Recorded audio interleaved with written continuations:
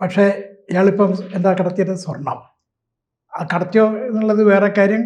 ഏതായാലും അതാണല്ലോ ചെയ്തത്. അപ്പം ഇയാൾക്ക് പറ്റിയത് SDPI, രണ്ടും കൂടി യോജിക്കുള്ളൂ. പിന്നെ ഒന്നും കൂടി നോക്കണം, രാജ്യദ്രോഹ പ്രവർത്തനത്തിന് വേണ്ടി ഇത്തരം പ്രവർത്തനങ്ങൾ നടത്തുന്ന SDPI പോയാലും എന്ന് പറഞ്ഞാൽ പോലും SDPI ആയിട്ട് ഇയാൾക്ക് ബന്ധമുണ്ടോ എന്ന് നോക്കണം. കാരണം ഡയറക്റ്റ് രാഷ്ട്രീയ ബന്ധം അല്ലെങ്കിലും ശരി, കള്ളക്കടത്ത്, അതേപോലെ തന്നെ ഇതേപോലെ സ്വർണം മാറ്റൽ, ഇതെല്ലാം അവരുമായിട്ട് ബന്ധമുണ്ടെന്നുള്ളതും കൂടി അന്വേഷിക്കേണ്ടതാണ്. എന്നാലേ അപ്പോൾ അയാളുടെ എന്തുകൊണ്ട് ഇയാൾ പറഞ്ഞു എന്നുള്ളതിൻ്റെ സത്യാവസ്ഥയും കൂടി വരുള്ളൂ.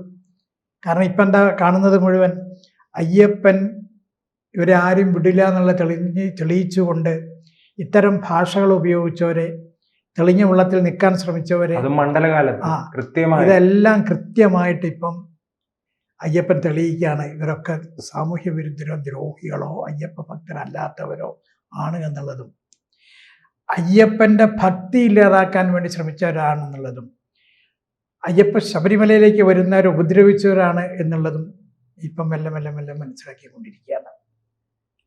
അപ്പോൾ അതുകൊണ്ട് ഇയാളുടെ വാക്ക് വളരെ സത്യസന്ധമായി ഇപ്പം ഭവിച്ചു. അയ്യപ്പൻ അത് തന്നെ മുന്നോട്ട് കൊണ്ടുവന്നു, അധപ്പതനത്തിലേക്ക് ഇയാളെ ആക്കി തീർത്തു. സാക്ഷാൽ അയ്യപ്പനാണ്, അല്ലാതെ ഒരു പാർട്ടിയൊന്നും അല്ലാതൊന്നും ചെയ്തിരിക്കുന്ന അയ്യപ്പൻ്റെ കളി തന്നെയാണ് ശരിക്കും ഇതെല്ലാം സംഭവിച്ചിരിക്കുന്നത്.